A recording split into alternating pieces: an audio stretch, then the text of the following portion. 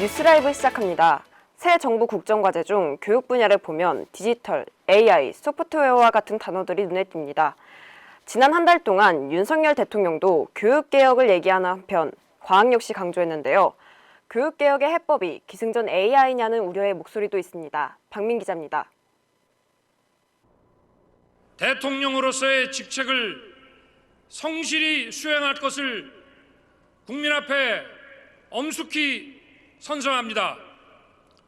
2022년 5월 10일 대통령 윤석열. 지난 10일 취임식을 갖고 닻을 올린 윤석열 정부. 윤석열 대통령은 개혁이 시급한 분야 중 하나로 교육을 꼽았습니다. 연금개혁, 노동개혁, 교육개혁은 지금 추진되지 않으면 우리 사회의 지속 가능성을 위협하게 되고 더 이상 미룰 수 없는 과제가 되었습니다. 이달 초 인수위가 발표한 정부 국정과제에서도 학습혁명을 언급한 바 있습니다. 내년 9일부터 적용 예정인 고교학점제의 내용을 선보고 대입제도를 개편하겠다는 방침입니다.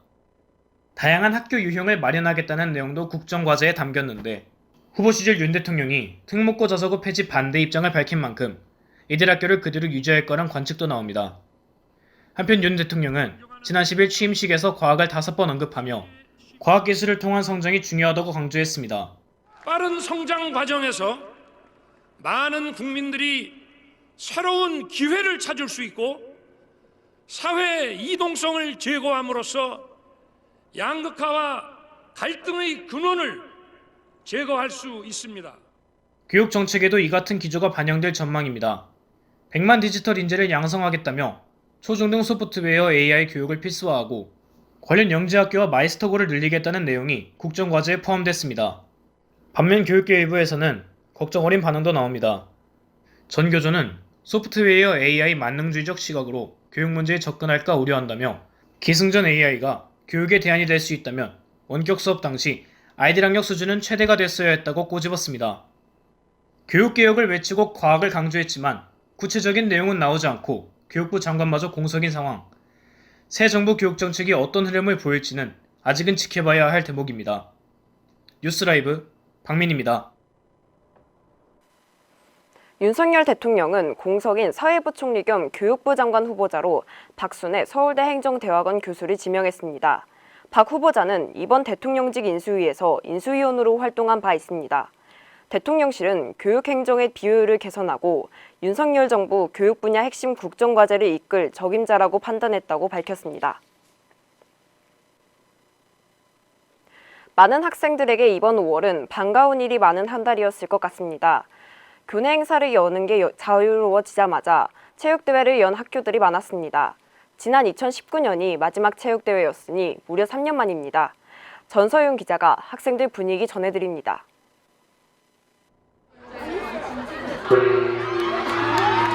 운동장에서 시합을 겨루는 학생들과 단체복을 맞춰 입고 응원하는 다른 학생들. 이달부터 학교에서 일상 회복이 시작되면서 2019년 이후 3년 만에 체육대회가 부활했습니다. 고등학교에 입학한 뒤 처음 열린 체육대회에 학생들은 코로나 이전의 일상이 돌아오고 있음을 실감했습니다. 2년 만에 처음으로 또 체육대회를 하게 돼서 너무너무 재밌었고 오랜만에 친구들하고 반티도 맞추고 또 같이 이렇게 운동도 하니까 스트레스도 풀리고 너무 재밌는 하루였던 것 같습니다. 정말 오랜만에 한 체육대회였는데 고등학교 처음 들어와서 하니까 친구들과 더 친해지고 선배들과도 함께여서 정말 좋은 시간이 됐던 것 같습니다. 교육부는 지난달 포스트 오미크론 학교 일상회복 방안에서 교과와 비교과 활동을 모두 재개할 수 있도록 했습니다. 체육대회와 수학여행 같은 행사도 가능해졌습니다. 아이들이 겪었던 그런 결손의 이런 문제들을 빠르게 회복하고 정상적인 교육 활동이 최대한 잘 이루어질 수 있도록 준비하고 지원하는 것이 지금은 해야 할 역할이라고 생각하고 있습니다. 이 같은 방침이 나오자마자 방역 상황이 안정적인 학교를 중심으로 체육대회 같은 활동이 속속 되살아나고 있습니다.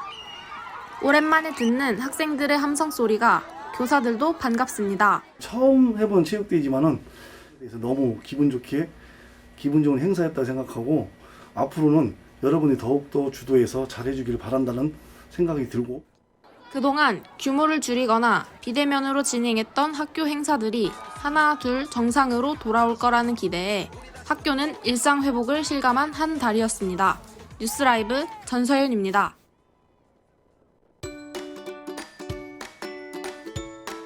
우리나라 일 잘할 사람, 잘할 분, 응?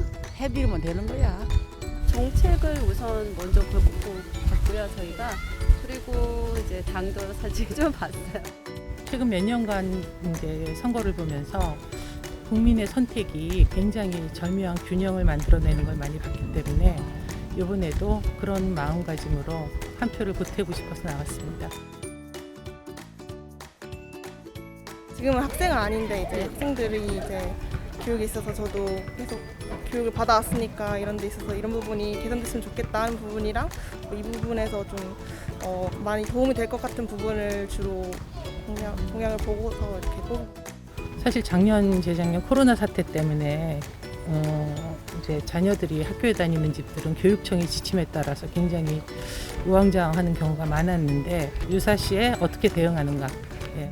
조금 아이들에게 좀 더 나아간 면모로 교육을 할 수 있는 그런 좀 만들 수 있는 교육감을 좀 찍으려고 노력을 했어요. 우리나라 교육을 위해서 좀 신경 써주셨으면 하는. 우리나라가 잘 유지될 수 있게. 정치를 하실 때 좀 국민을 좀 생각해서 국민이 직접 정치를 할 수 없기 때문에 대리인을 세우신 거잖아요. 그러니까 그런 사명의식을 가지고 소명의식을 가지고 좀 열심히 해주셨으면 좋겠어요.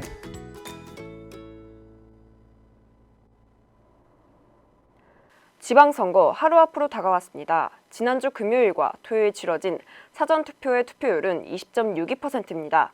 2018년 지방선거 당시 사전투표율인 20.14%를 넘어서 역대 지방선거 사전투표 중 가장 높은 투표율을 보였습니다. 내일 본투표는 사전투표와 달리 선관위로부터 안내받은 투표소에서 해야 하고 일반 유권자는 오전 6시부터 오후 6시 사이, 격리 유권자는 오후 6시 30분부터 7시 30분 사이에 투표할 수 있습니다. 공식 선거운동 기간은 선거 전날 밤 12시까지입니다. 대략 3시간 정도 남았는데요. 막바지로 향해 가는 유세 현장에 저희 취재기자가 나가 있습니다. 박민 기자. 네, 박민 기자입니다. 선거운동 마지막 날 밤입니다. 분위기가 어떻습니까? 네, 저는 지금 대전 둔산동 갤러리아 백화점 앞에 나와 있습니다. 제 뒤로 민주당 허태정 대전시장 후보 유세 차량이 서 있는데 잠시 뒤부터 거리 연설을 시작하기 위해 준비하고 있습니다. 지지난주부터 시작된 이번 선거 공식 선거운동 기간부터 거리 곳곳에 광역자치단체장과 기초단체장, 교육감 등 선거에 출마하는 후보들이 이름을 알리기 위해 붙여놓은 현수막이 보이기 시작했습니다. 그동안 캠프마다 로고송과 함께 두부와 차량 등을 이용해 유세를 해왔고 오늘 공식 선거 운동 기간을 3시간 정도 남겨두고 마지막 유세를 하기 위해 이곳 대전, 둔산동을 비롯한 각 지역 번화가마다 후보들이 발걸음을 할 것으로 보입니다. 네, 대전 둔산동에 나가 있는 박민 기자였습니다. 내일 저녁이면 각 방송사들이 개표 방송을 시작하겠죠. 오늘은 개표 방송 보시는데 도움이 되도록 몇 가지 단어 알아보도록 하겠습니다. 이용영 기자가 나와 있습니다. 어서 오세요. 투표 종료 시간쯤에 출구조사 결과를 발표하는 방송사들이 있습니다. 이 출구조사가 뭔가요? 네, 출구조사는 말 그대로 선거 당일 투표소 앞에서 이뤄지는 선거 여론조사입니다. 공직선거법 제167조에 따라 출구조사는 투표소로부터 50m 밖에서 진행되며 투표 마감 시각까지 결과를 공표할 수 없습니다. 투표를 마치고 나오는 유권자에게 진행되며 설문지를 활용해 어느 후보를 투표했는지 조사합니다. 지지 후보가 확정된 상태에서 하는 여론조사이다 보니 다른 여론조사보다 신뢰도가 높다고 할 수 있습니다. 그래도 출구조사 결과가 개표 결과와 같을 거라고 100% 믿을 순 없겠죠? 네, 그렇습니다. 출구조사 결과는 어디까지나 당선자를 예측하기 위한 겁니다. 정확한 선거 결과를 알기 위해서는 개표가 완료될 때까지 기다려야 합니다. 그럼 출구조사 결과 말고 개표 결과는 언제쯤부터 볼 수 있습니까?